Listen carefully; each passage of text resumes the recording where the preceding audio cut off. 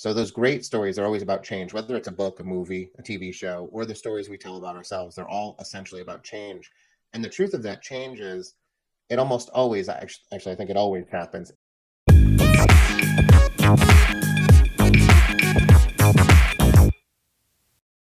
Hello, everyone. Welcome back to another episode of the Being Yourself show, where world's renowned thought leaders, best-selling authors, and entrepreneurs share their wisdom and insight with you so that you can achieve your goals, be more productive, and a better version of yourself. If you're new to this channel, then do consider subscribing for your regular dose of motivation, inspiration, and insight. This episode is being recorded in association with Let's Localize, an organization with a mission to foster micro contributions from community and businesses to support schools for their need of time, skill, and money. To know more about Let's Localize, click on the link below. I'm your host, Ajay Mathur, and my guest today is a globally sought after speaker, a best selling author, and a renowned storyteller. He has had two near death experiences that have transformed his life in many positive ways. His writing experience spans across writing for rock opera, writing for comic books. He has six fiction books, novels under his belt, and one non-fiction book, which I am so glad to share, Storyworthy, which I've finished cover to cover more than once. It's an amazing read. It's a piece of gold. So please do check out. And we will be spending most of our time talking about story writing and how to make your messages convert that into a story. His books have been translated in over 25 different languages, and his work has been featured in Reader's Digest, Huffington Post, and many much more prestigious media outlets. So please welcome the four-time Humor Speech Writing Award winner, four-time TEDx speaker, 50-time Story Slam winner, and six-time Story Grand Slam winner, Matthew Dix. Matthew, welcome to the show. Thank you very much. I usually like a low bar, so that's a lot to live up to, but I appreciate it. I've read your book.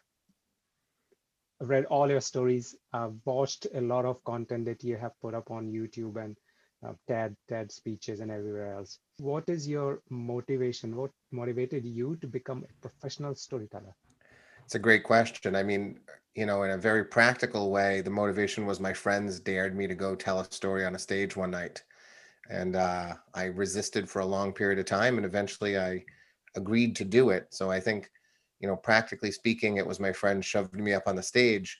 In reality, that question was asked to me a few years ago in Brazil for the first time. I was standing in front of maybe like 700 or 800 kids in an auditorium, and I had just delivered a talk.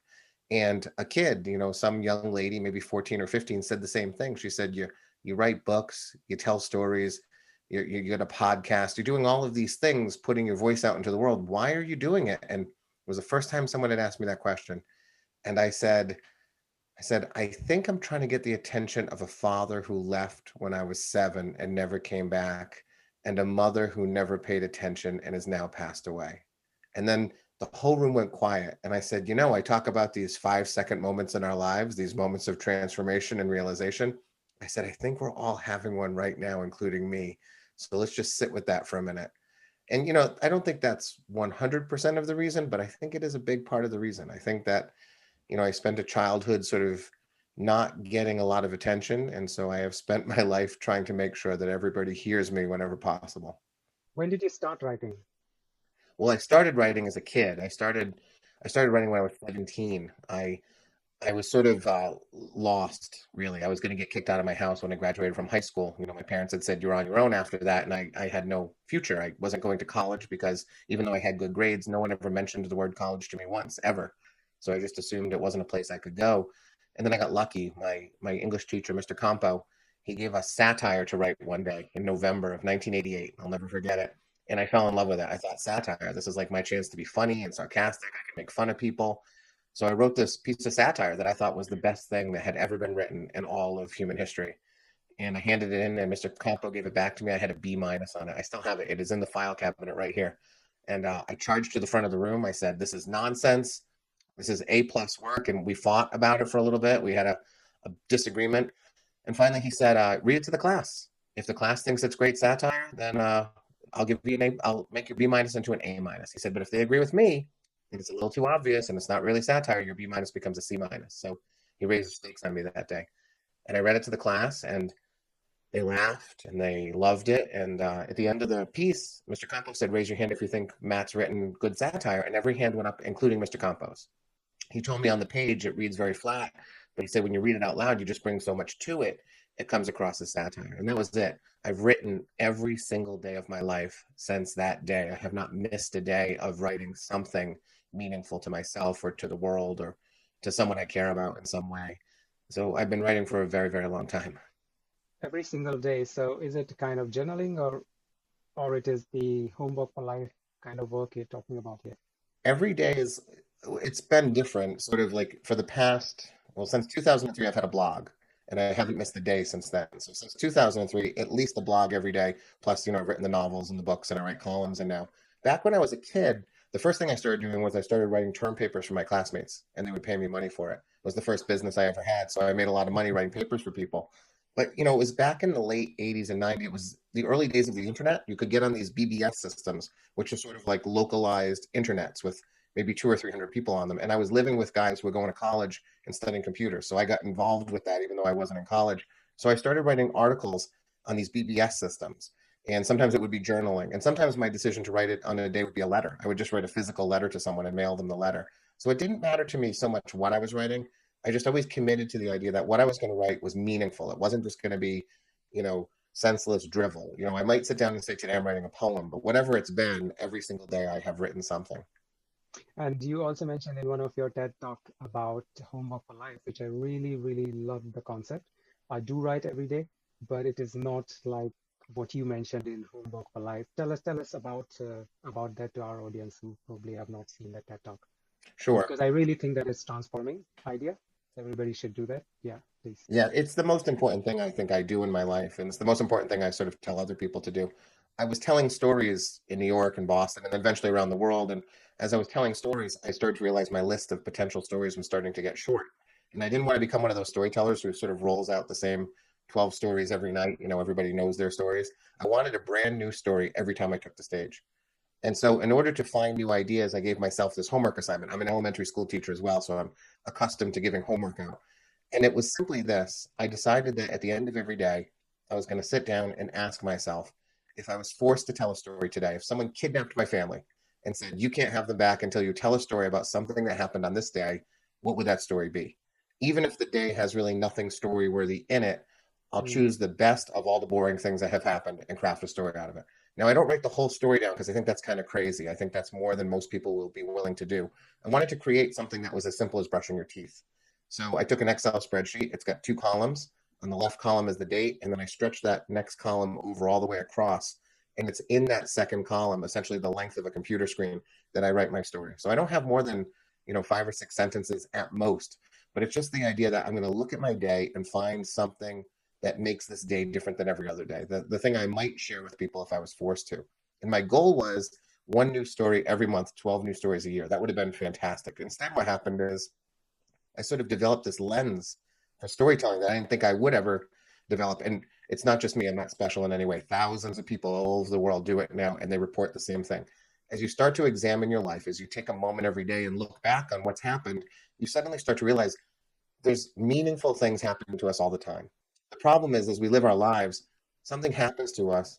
We might notice it. And even if we get lucky enough to notice it, we just toss it away like it's trash. We take our memories, our moments, our meaning, and we just throw them away. And then suddenly you think back and you think, where did that year go? You hear parents say, I can't believe my child grew up so quickly.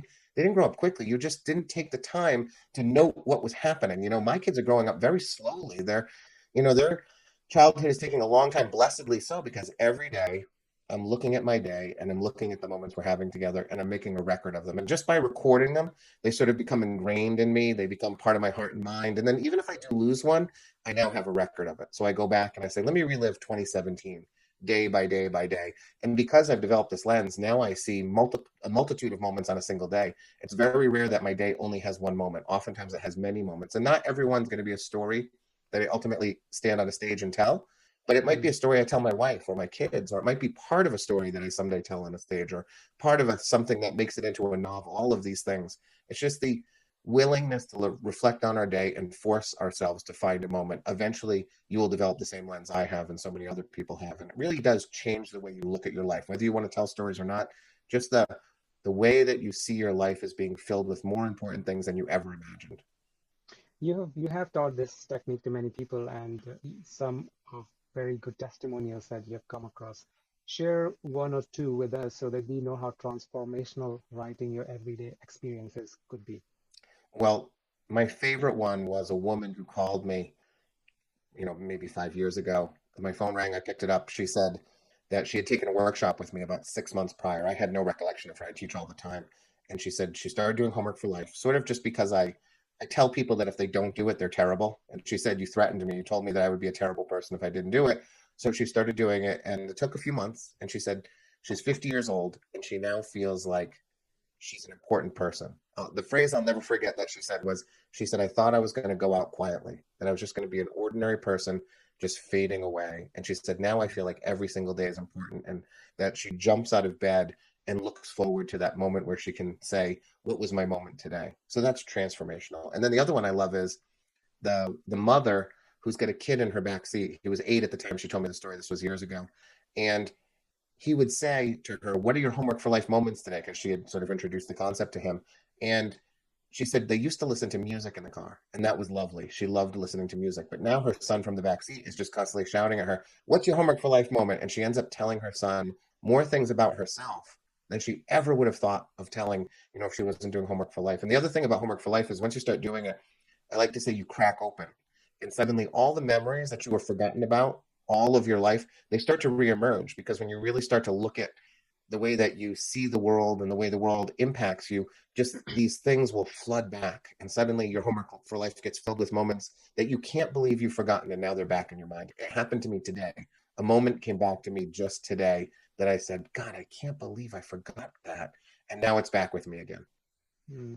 So it is transformational not only for yourself who's writing your experiences, but when you share your experience with other people, even though we think, because we have lived that experience, we just don't value it. We think that, everybody probably goes through these kind of things, but those could be valuable for other people, right? Yes. So when you're kind of writing it and creating, crafting a story and sharing with the world, you're actually sharing knowledge, isn't it? Oh, yeah. I mean, it opens up so many doors. I tell people I am the keeper of more secrets than you could ever Mm. imagine. Because when you tell a story with some vulnerability in it, something that most people might not talk about, the things that we're afraid to say, I stand on a stage, I tell that story, I step off the stage, and so often someone comes up to me and shares one of their deepest, darkest secrets with me without even introducing themselves. Sometimes they just say, I need to tell you something.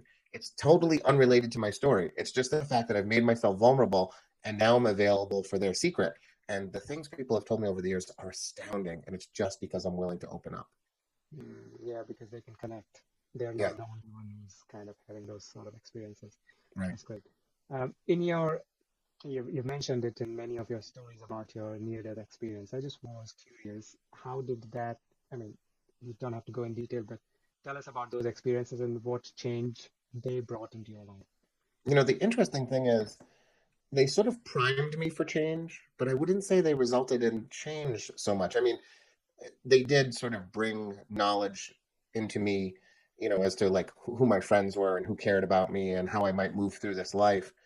But, oddly, I died twice and got brought back to life twice by paramedics doing CPR. And the thing about those moments that I always point out to people is I didn't know I was going to die either time. I closed my eyes, not realizing that I would shortly die and then be brought back. The moment that really changed my life truly was when I was 21 years old. I was managing a McDonald's restaurant, and 3 men came in with guns. They broke the windows after closing, and they couldn't get into the safe, a portion of the safe that was locked, and it was locked to me too. And so they put a gun to my head, and they told me they were going to shoot me if I didn't open up the safe, and I couldn't. And so ultimately, they pulled the trigger a couple times. That's something I used to never even be able to say. It was PTSD for a very long time. But that was it. That was the moment. My therapists say your two near death experience sort of primed you for this moment, but it was that lying down on a greasy tile floor, knowing I was about to die. The first time I really knew that this was the end of my life. Now, it didn't end up being the end of my life. The guns were empty. They laughed. They beat me, and then they left. But I really believed I was going to die in that moment, and the regret that I felt over a life unlived, over days wasted, over the things I had yet to accomplish. All of that filled me. And ever since that day, I wake up every morning in mortal dread that I will feel that way again, that somehow over the course of this day, this might be my last day. And in my last moment, I will feel that terrible feeling again. So I have lived my life to try to dodge that feeling as desperately as I can. Mm, wow, that's quite a story. I've heard you talking about it in detail, and I would encourage everybody watching to go check it on TED. I think it's spoken on TED and many other Yeah. channels. Yeah, It's a it's not great the story. best way to learn that lesson, but what I try to do is I try to take my experience that I had, which I would not wish on anybody else, and try to Mm, sort of steal the wisdom of that moment and pass that on to people so that they can, follow some of the things that I have followed in order to realize the success I've really is. yeah, you said in the book that every great story has ever been told, especially about 5 seconds moments of a human being. The Yeah. purpose of story is to get people to how much clarity how clearly you can explain it. Could you elaborate a little bit more on this? Yeah. So, the stories that matter, the great stories, the ones that stay with people, they're always about change, either moments of what I say transformation.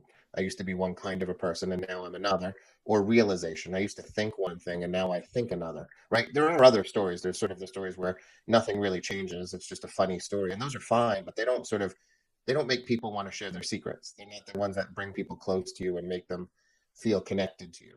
So those great stories are always about change, whether it's a book, a movie, a TV show, or the stories we tell about ourselves. They're all essentially about change.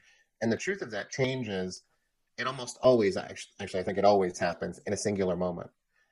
Despite the fact that it takes a long time to get there, the moment when you change your mind about something, the moment you realize something for the first time, the moment you actually shift as a person and become a different kind of person, it's almost instantaneous. I used to think one thing, a whole bunch of stuff happens that culminates in now I think differently.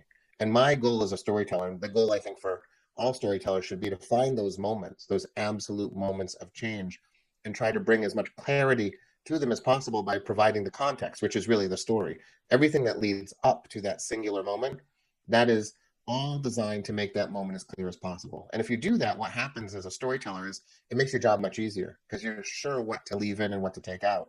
Because a good storyteller is a person who understands we tell the truth, but not the whole truth. We shove out everything from our story that does not help our story. And to make those decisions, if you know what that final moment is, if you know the thing you want to say in that 5 seconds so clearly, then everything else that comes before it, those decisions become much easier because you know what to say. You know what needs to be said to bring clarity to that final moment. But there is a risk of losing that point in this exercise because when you mentioned about Jurassic Park not really being a dinosaur movie, it's about something else. Yes. But if you ask 100 people, 99 people, or maybe 100 of them will say that it's a movie about dinosaurs and there is no human story going on in the background. Right. Is, is it a kind of risk or it's a blessing in disguise? Or Well, I mean, what Spielberg understands and what filmmakers understand is, ultimately Jurassic Park is a movie about a man and a woman who can't be together because the woman wants children and the man does not. And over the course of the story, the man manages to fall in love with children. He discovers that he likes kids, right? That's really what the story is about. That at the heart is what that story is. Spielberg knows that if I said, "Hey, do you want to go see a movie where a man and a woman can't fundamentally be together because one wants children and the other doesn't, but over the course of the movie, they're going to discover that they both love kids," you would probably say, no, thank you. That does not sound very entertaining. So, what Spielberg does is he puts it in the world of dinosaurs. The dinosaurs bring you to the movie, they bring you to the story, they keep you excited and watching. While meanwhile, there is a quiet, important, totally relatable story operating behind the scenes. And that's why I think when you leave that movie, you think that was a good movie. Like there's a lot of dinosaur movies made over the years.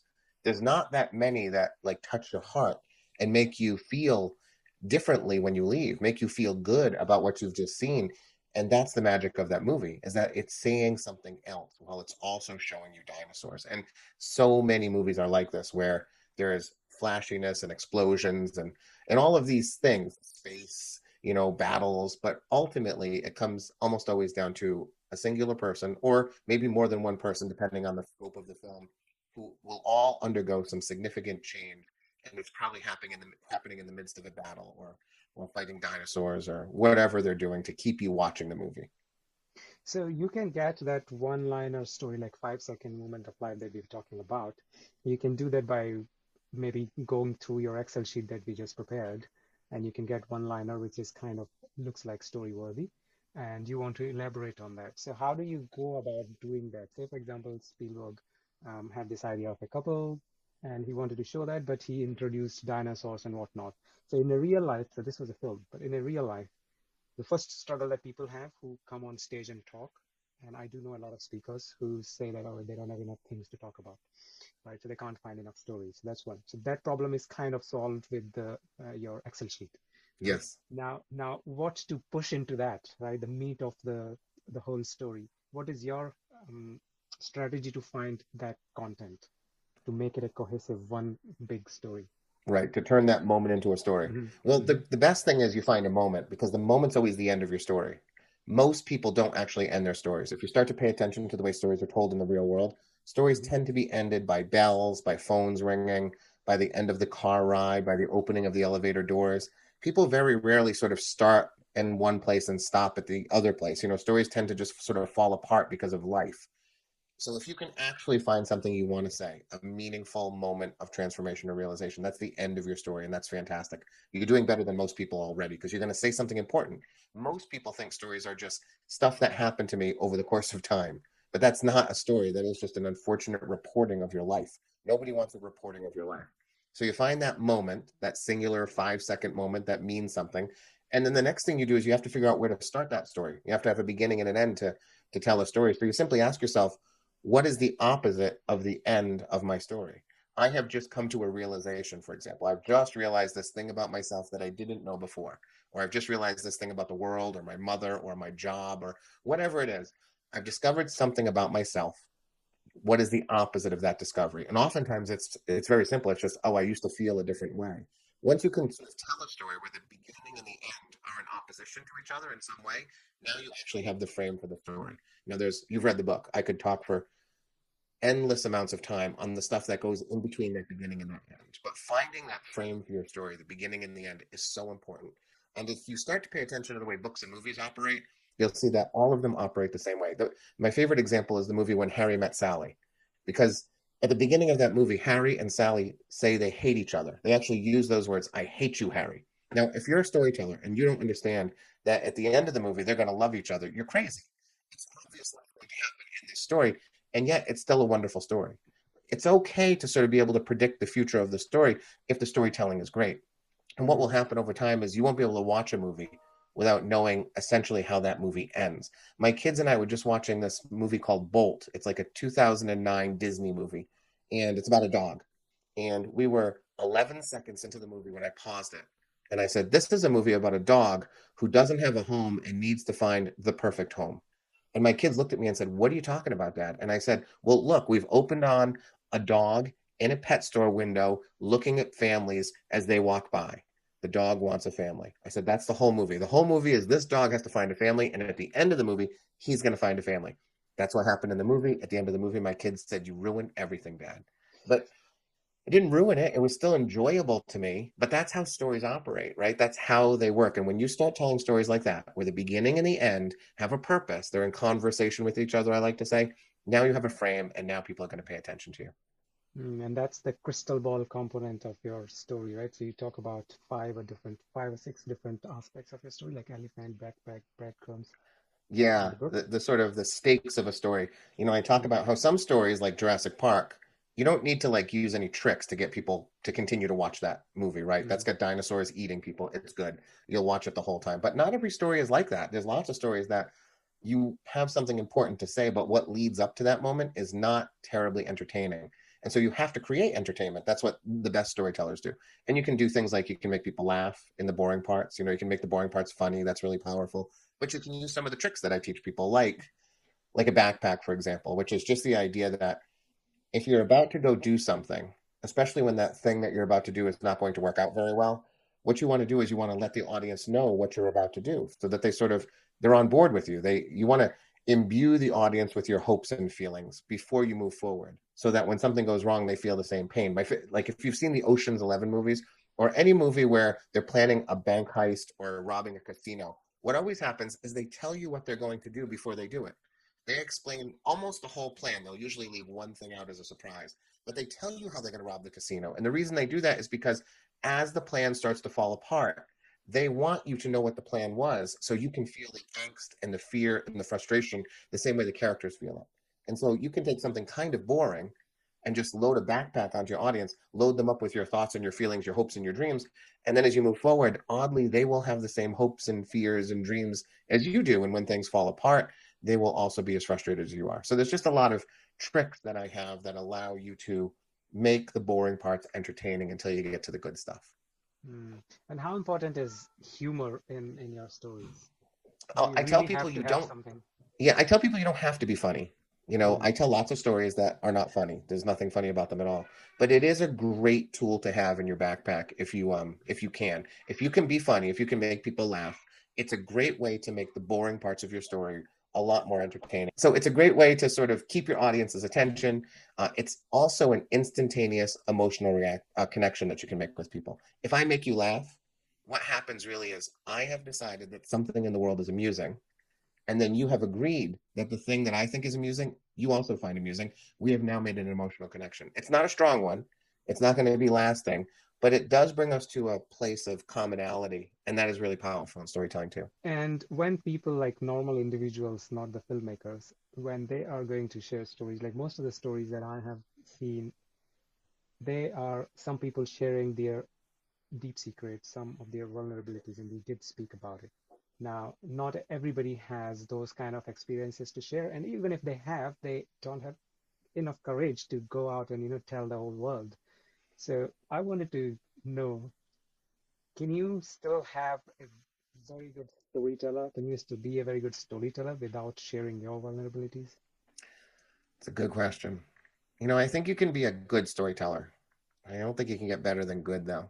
I think that vulnerability is probably the most important thing, the Mm, thing that elevates a good storyteller to a great storyteller. It's it's a demonstration of courage from most people. Truthfully, for me, it's not courage at all. I'm just a fool. I've always mm. shared every single thing that happens to me. I don't know why. But for most people to share something really personal, it's an act of courage, and it allows the hearts and minds of your audience to be opened. If you're not sharing something vulnerable, it's much more difficult. If you want to connect to your audience, which is I think what you ultimately should want to do, you're not going to connect unless you're vulnerable in some way. You have to be willing to open your heart and share things that most people won't share if you really want to elevate yourself to the point that people want to hear you all the time. How about the motivational speakers? They they don't use their own stories always, do they? No, the thing that I think about motivational speakers quite often, if there's a motivational speaker and they don't use personal stories, let's say, Mm, I would challenge you. I'd say, how much do you really remember what that motivational speaker said? I think quite often that when we hear a motivational speaker, someone who's got ideas but is not being vulnerable, not telling a story, not making stories part of what they're doing, I think what happens is we get really motivated in the moment. I think we get really excited, and maybe that carries over for a little bit.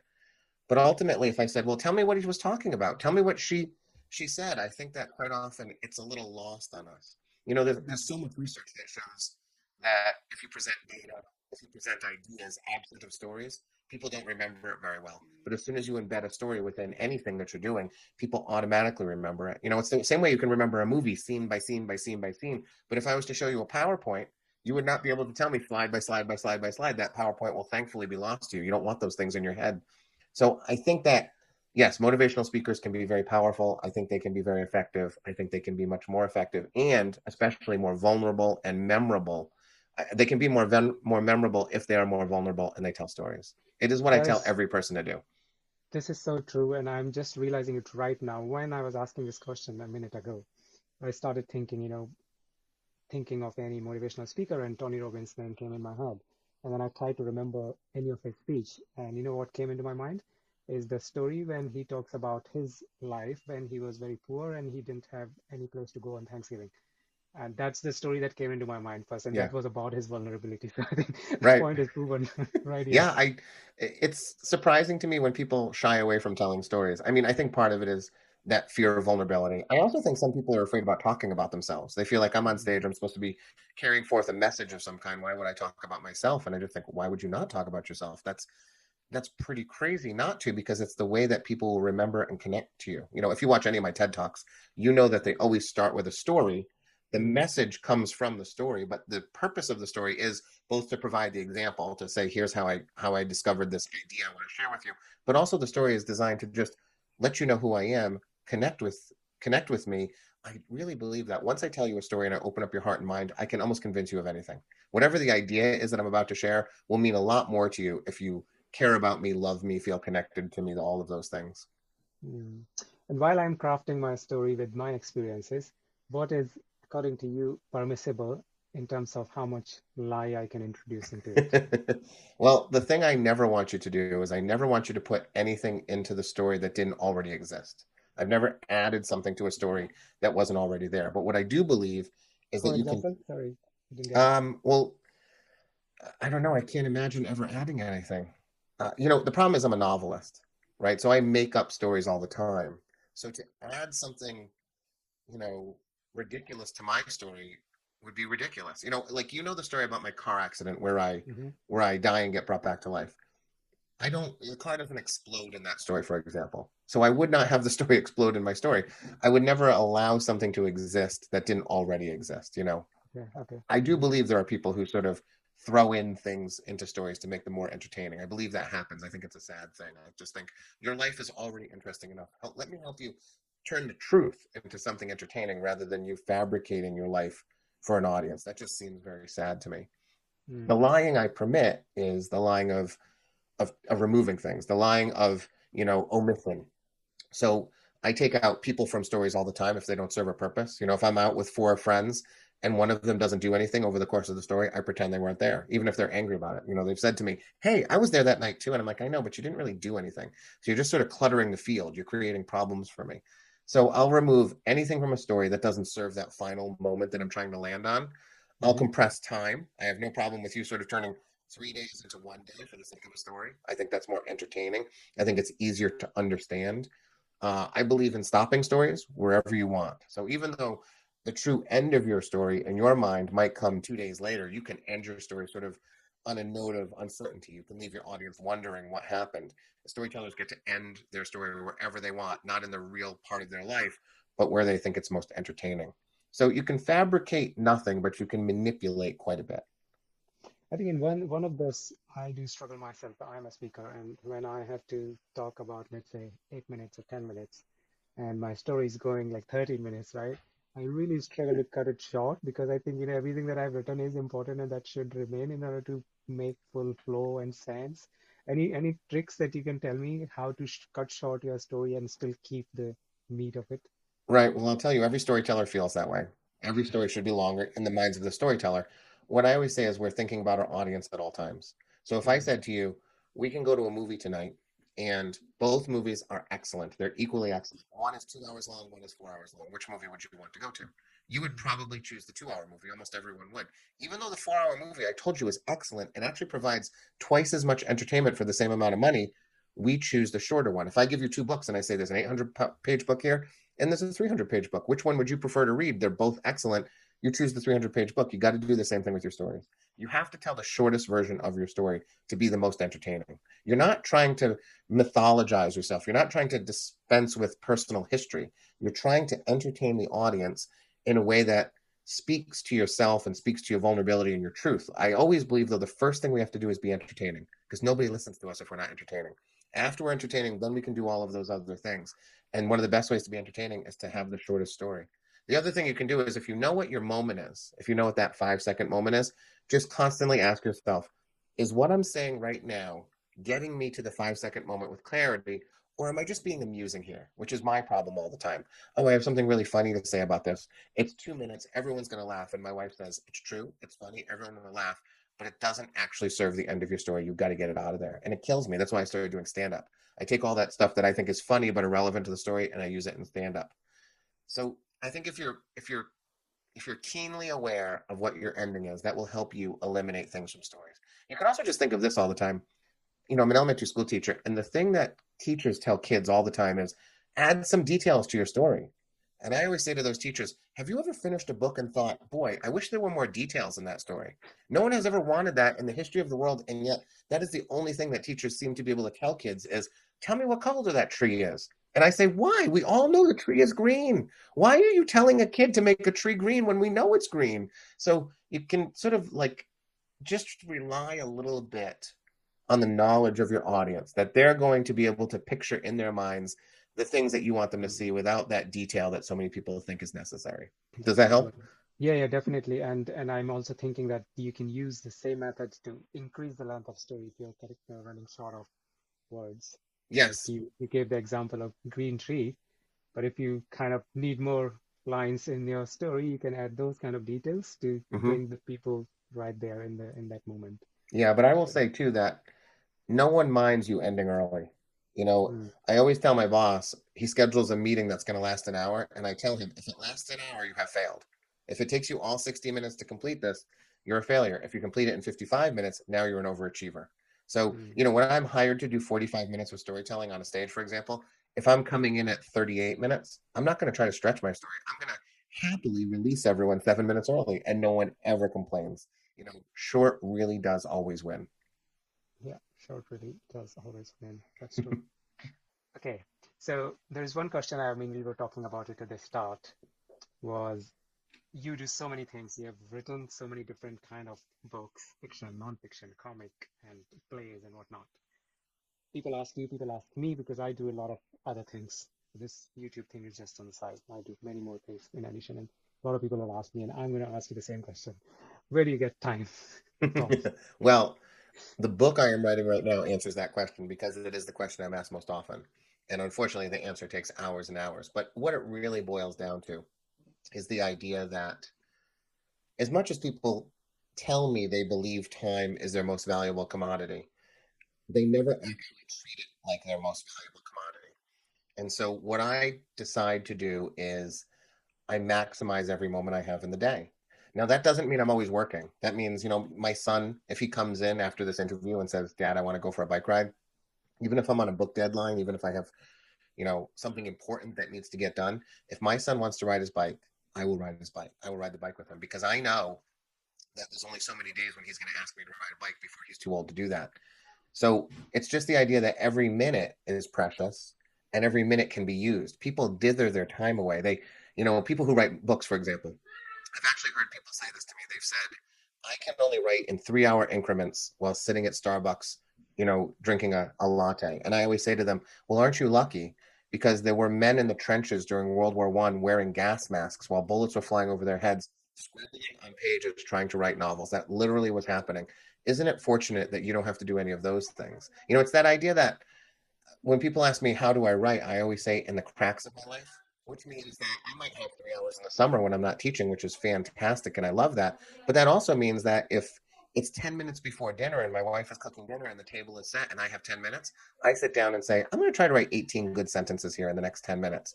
It's the idea that every minute is precious, no matter what it is. And I try to maximize every single minute with a million strategies, which are all going into that book I'm writing. But it's just it's so hard to get people to actually acknowledge that time is their most valuable asset. They'll tell it to you and then they'll just waste it away. Yeah, exactly. And because I've been asked so many times, I'm actually planning to do something on it. It has not been public, so I'll keep my mouth shut for now. But yeah, it's coming soon. Oh, that's great. Okay. I look Yeah. forward to it. I'm always looking for tips.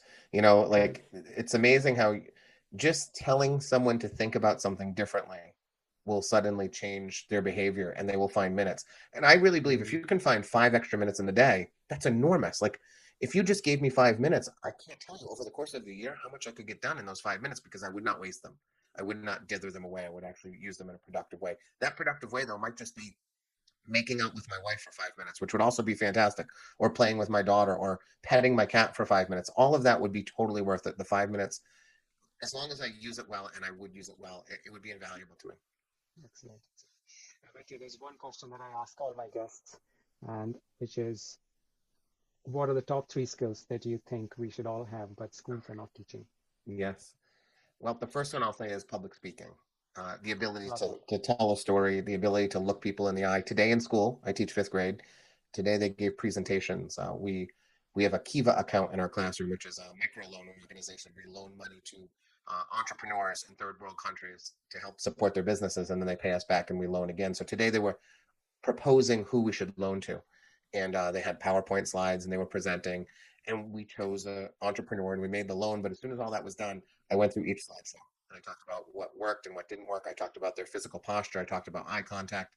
I talked about storytelling as part of it. All of that, I think that's so valuable. I think it's a superpower when you can speak, when you can write, when you can communicate in a way that is meaningful to people. So that public speaking element. The best class I ever took in college was my public speaking class. And I wasn't even a storyteller back then. I just acknowledged, or I knew how valuable it was going to be. The second one I would say is finance, the understanding of money. I taught my kids this year how the stock market works, how you invest in a company and what that company does with the money, and how you get a return on your investment, whether it's through dividends or higher stock prices. And my students were fascinated by this.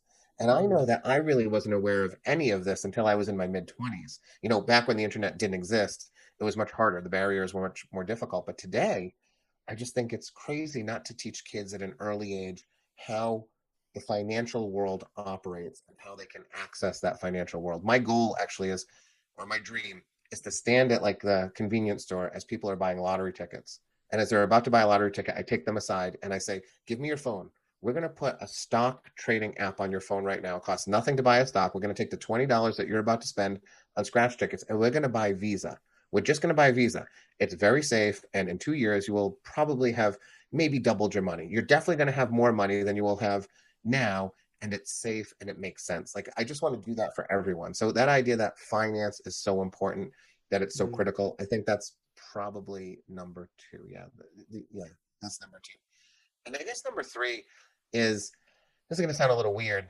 The thing that I have noticed with kids these days is their fear of making mistakes. It's a real like plague on this generation. And I've been teaching for 22 years. It was not this way 22 years ago. But something has mm, happened to kids, and I have yet to figure out what.